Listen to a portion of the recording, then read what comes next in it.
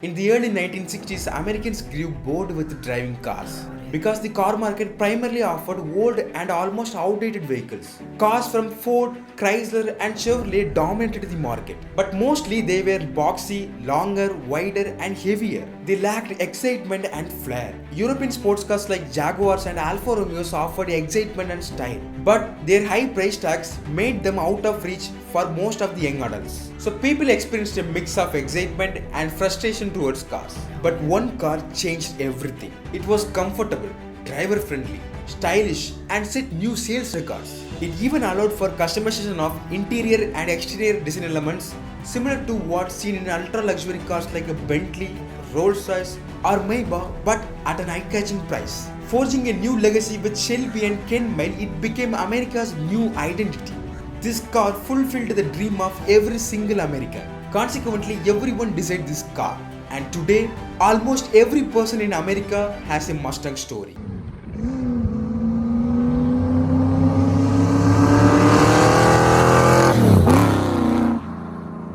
After the Second World War, in every country, the birth rate rose rapidly. This generation is called the baby boom. And the people who were born between 1946 to 1964 were called as baby boomers. In the 1960s, these baby boomers were teenagers. As teenagers were the majority of the overall population, they made a huge impact on each country's culture, religion, and politics. And when it comes to car market, they were the deciding authority when buying a car. But the problem is there were no cars to attract the baby boomers. Because cars at that time were huge in size, not practical to drive, lacked fuel efficiency, and most importantly, their aesthetics were not attractive. So they were not interested in driving their parents' and grandparents' car. Baby boomers always longed for a car with good style, practical to drive, and some performance in a compact size at an affordable price. As there were no cars like that, the demand increased day by day. At this time, Lee Iacocca became the vice president of Ford Motor Company. See, Lee always had an idea to make a race concept car for Ford. Initially, as an engineer, he was not empowered to make a decision for a new car. And now he is in the position to make a decision. But Henry Ford too, the president of Ford Motor Company, was not able to allocate funds for this concept car. Because the previous car itself was a failure and they have to redesign all the cars for the year 1965. Though Lee could not get the funds, he called all the department heads and formed a committee called the Fallon Committee in secret. Now Lee officially couldn't work on the concept car. So Lee and the Fallon Committee worked unofficially at the Fallon Hotel from 6 to 10. Lee instructed his team to design a car that fills the gap between a go-kart and a Corvette. It means it should give the thrill and excitement of a go-kart and performance of a Corvette at a lower cost. Furthermore, it had to compete in FIA Category 9 as well. Nearly 6 times, Henry rejected Lee's concept car proposal. But again, Lee talked about his concept car to Henry. But Henry suggested of making a special Falcon instead of a concept car. However, Lee argued, Henry, Falcon is a good car, but we have to make a different car because people see it as an outdated, boring economic car and no one loves to drive it. These words angered Henry and said, don't come to my office until you prove this car would sell. Consequently, Lee conducted a research through their ad agency. The following week, Lee and Donald Fry presented the result of their research to Henry and explained how many baby boomers were looking for a new unique car and how many of them could buy it. Henry became satisfied by their explanation and agreed to allocate funds for their concept car. Thus, Lee finally secured funds for his concept car. Though Henry agreed to provide money, it should be used efficiently because of the company's limited funds. So they decided to proceed with an existing platform. Because creating a new platform requires huge amount of money. Designer Eugene Borden imagined a road-friendly sports car that would blend road performance, handling, and looks. Roy Lynn was appointed as the concept car project planner, who previously worked at Aston Martin. Roy Lynn worked with Ford's lead designer and executive stylist John Niger, who preferred a rear mid-engine configuration for this concept car. As an aviation enthusiast, John Niger was familiar with the P-51 Mustang fighter and he noticed some similarities in the shape of the concept car. Hence, he proposed the name Mustang for the concept car. So they named the concept car as Mustang 1. Philip T. Clark is the youngest team member who came from General Motors. He provided some input for the concept car and also tasked with creating a logo for the Mustang 1. While Philip was driving across the plains, he saw wild Mustangs running out in the wild. When he arrived at the hotel, he sketched a galloping horse. They called this horse a running pony,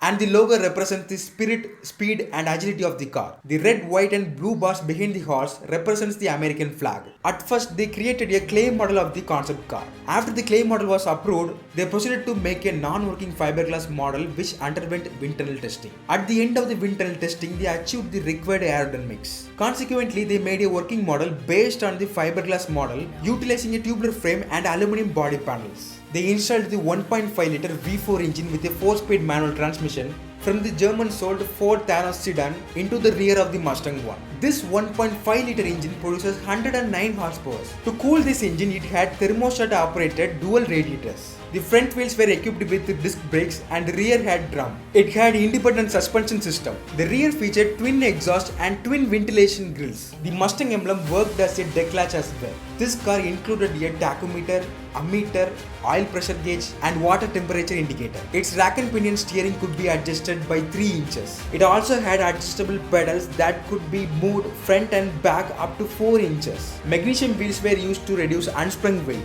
It had retractable headlights and the number plate could be flipped for road and track. With all these features, they made this working car in less than 100 days. On 7/10/1962, they showcased it on the track before the start of the United States Grand Prix. It came as a surprise to the top executives of Ford and other car manufacturers because they rarely saw cars with such unique design and features. While running the Mustang 1 on the Daytona Beach closed circuit, it displayed excellent road ability. Its independent suspension provided great handling, and at 6,100 RPM it reached a speed of 193 km comfortably.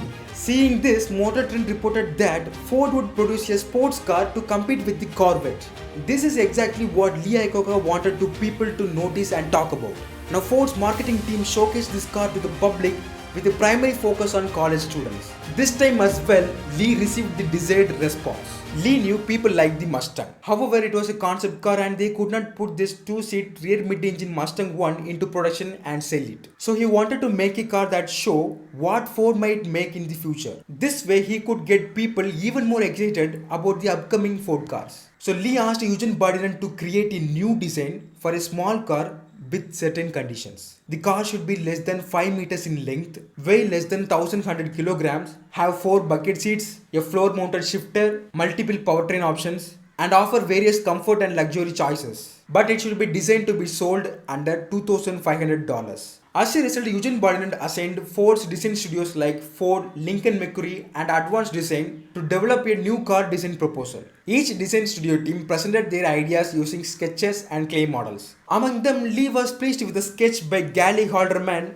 from Ford Design Studio team. They called this design Cogger and the project was internally codenamed as T5. Lee showed this design to Henry and said, "This is the car that we are talking about." Seeing this design, Henry replied, "Do what you want to do." Production version of the Mustang is not based on the 2-seat rear mid-engine Mustang 1. It's a 4-seat front engine rear wheel drive car built on the existing Falcon's platform to enhance the practicality and to reduce the production cost. To know the public reaction about the Mustang, a concept car named Mustang 2, similar to the final road-going Mustang, was created in 1963 and showcased at auto shows. This time as well, they got the expected response from the public. Mustang's final production version design was approved at the end of the year 1962.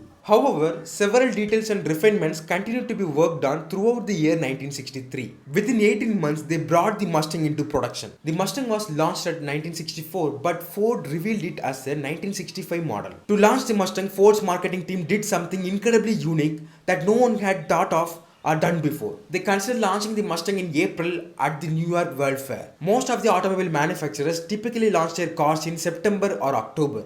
But this is the first time a car has been launched in April, so there will be no competition for the Mustang. Until then, manufacturers showcased their cars at the World Fair, but no one launched their cars. This is the first time a car has been launched at the World Fair, and this approach helped Mustang to reach a worldwide audience. But this is not enough for the marketing team. They thought of doing something new and bigger. So they bought the top 3 television advertising slots and ran the Mustang advertisement simultaneously just before the night of the launch. No matter which channel you are watching, the Mustang advertisement will catch your eye. Coming April 17th, the unexpected, the new Ford Mustang.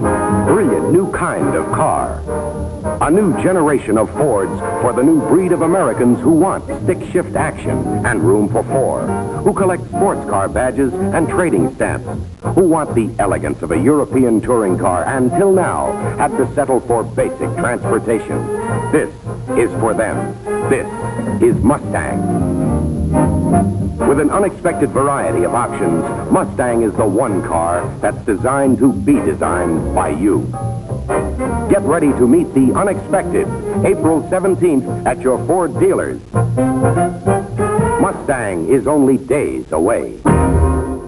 Nearly 29 million people saw this television ad and it appeared in 2600 publications. One of the slogans used by Ford in the advertisement, "The car designed to be designed by you," turned the heads of the public and generated excitement among the public. Because Ford offered numerous customization options for both interior and exterior, allowing customers to select their preferred style based on their taste and budget. Mustang offered several color options, provided choices between bench and bucket seats, and included luxury carpeting as a standard feature for all models, each with its unique color options. The Mustang offered both floor shifting manual and automatic transmission options, limited slip differential, and there were 3 types and shapes of wheel hubs available for selection. It also featured both AM and FM radio options. You have a choice of purchasing a Mustang coupe or a convertible, available with either an inline 6 or a V8. The V8 itself came with 3 different tuning variants. It also offered both power and manual convertible tops. That's not all, there were even more options to choose from. So finding 2 Mustangs with the same appearance was a rare occurrence. Until then, this level of customization was typically reserved for ultra luxury cars.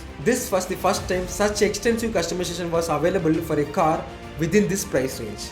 This made Mustang customers feel unique.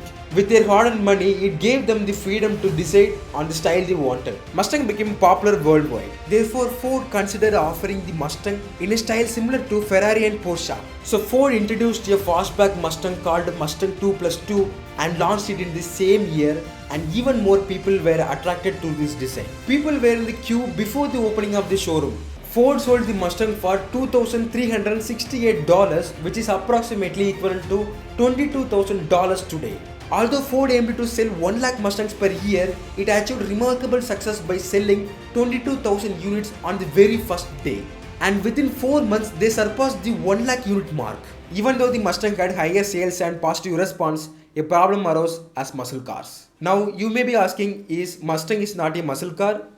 Well, Mustang is not a muscle car, it's a pony car. Muscle cars are larger and heavier than regular cars equipped with performance-oriented V8 engines. They are primarily designed for straight-line acceleration, especially for drag racing. Muscle cars often sacrifice comfort, handling, and can be priced higher than average. Pontiac GTO, Chevrolet Chevelle, Buick Grand Sport, Oldsmobile 442 and Mercury Comet Cyclones were true examples of muscle cars. On the other hand, pony cars like the Mustang are a more compact and sporty subset of the muscle car category, known for their stylish design and relatively better handling characteristics. And this segment was started by the Mustang. But Car and Driver as well as Road and Track magazine stated that pony cars can be called muscle cars when they feature a high performance engine, transmission and suspension. Thus today we say Mustang, Camaro and Challenger as muscle cars. Ford's team told Lee that the Mustang isn't powerful to compete with muscle cars and other sporty cars, so we need to do some changes. So Lee approached Coral Shelby to transform the Mustang into a performance machine. See, the Mustang may look sporty, but it does not drive and perform like a true sports car would. So a number of Mustang fastback was manufactured on Ford production line. Without an exhaust system, bonnet lid, grille, rear seat and badging was sent to Shelby's factory, and there the Shelby Mustang GT350 was born. Shelby thought of making this car to fit under SCCA rules to compete in the B production championship. Shelby first built 100 examples of the GT350 street model to qualify it as a B production car. However, SCCA had another rule that posed a challenge for Shelby. It stated that they could either modify the engine or the suspension, but not both at the same time. Shelby knew that the Mustang's engine lacked power, and after tuning it, the stock suspension could not withstand the increased power. But Shelby had a different approach. Instead of changing the suspension, he made the components of the stock suspension even stiffer and stronger. Thus, this car could race without breaking the rule. The Mustang produced 271 horsepower when coming from the Ford plant to Shelby's factory. Shelby made numerous changes to enhance the engine power and the overall performance of the car. He installed a cast aluminum oil pan and rocker covers, along with tri-wing headers and glass pack mufflers fitted on the side. A 4-barrel carburetor and Cobra intake was added, and an open filter connected to a fiberglass bonnet. As a result, the 4.7-liter V8 produced 306 horsepower. The engine was paired with a T10 close ratio 4-speed gearbox and a Detroit locker differential, and 11-inch disc brakes at the front and a larger drum brake at the rear were included. Shelby relocated the mounting points of the front suspension. Traction bars and even larger anti-roll bars were added, along with installed better tires for improved traction. For weight reduction, Shelby removed the AC, rear seat and insulation. A total of 526 Shelby GT350s rolled out from Shelby's factory. Among them, 34 cars were GT350Rs dedicated to racing. The GT350R achieved a 0 to 100 km/h in just under 5 seconds, and its top speed was approximately 225 km/h. On February 14, 1965, Ken Mile piloted the GT350R in SCCA and it went airborne. Due to this daring stunt, the people started calling it the Flying Mustang. It competed against the Corvette Stingray, Jaguar SKE, Sunbeam Tiger and various Ferrari models, and dominated the SCCA B Production Championship for 3 consecutive years. Shelby and Ken Mile showed that Mustang could win races, creating a new legacy with GT350. The GT350R piloted by Ken Mile sold for a whopping $3.5 million in an auction. It was known for being one of the best handling cars back then, and racing pros loved its power and handling. The GT350 is considered one of Shelby's best work and played a big part in keeping the Mustang name going strong till today. After winning races, Mustang sales skyrocketed. By the end of the first year, Ford had sold about 410,266 units, and within 2 years the number exceeded 1 million units easily. This figure is greater than the sales of today's top-selling cars. In fact, that's more Mustang than all the cars and SUVs sold by Lincoln, Dodge, Chrysler, Buick, Cadillac sold, and Mini, Alfa Romeo, Maserati, Bentley, Lamborghini, Fiat, McLaren, Ferrari, and Rolls-Royce sold together. This happened 60 years ago when the car market was just half the size. The number of Mustangs sold back then is really incredibly amazing. Even though the Mustang was initially designed for the baby boomers, it ended up appealing to people of all ages, from kids to the elderly. Its easy driving style attracted both men and women alike. The Mustang's flexibility for customization and its style design made older individuals feel young. Everyone wanted a Mustang back then because it was comfortable, easy to drive, had a cool style and allowed for personal customization. If you wanted performance, there was the GT350, and all of this came at an affordable price. So Americans had their own personal Mustang stories, and it sparked a revolution in pony cars. The success of the Mustang led Chevrolet to create the Camaro, Dodge to make the Challenger, and Pontiac to produce the Firebird. In history, there has never been a launch as successful as the Mustang, and it's unlikely to happen again. Ford Mustang, the American icon.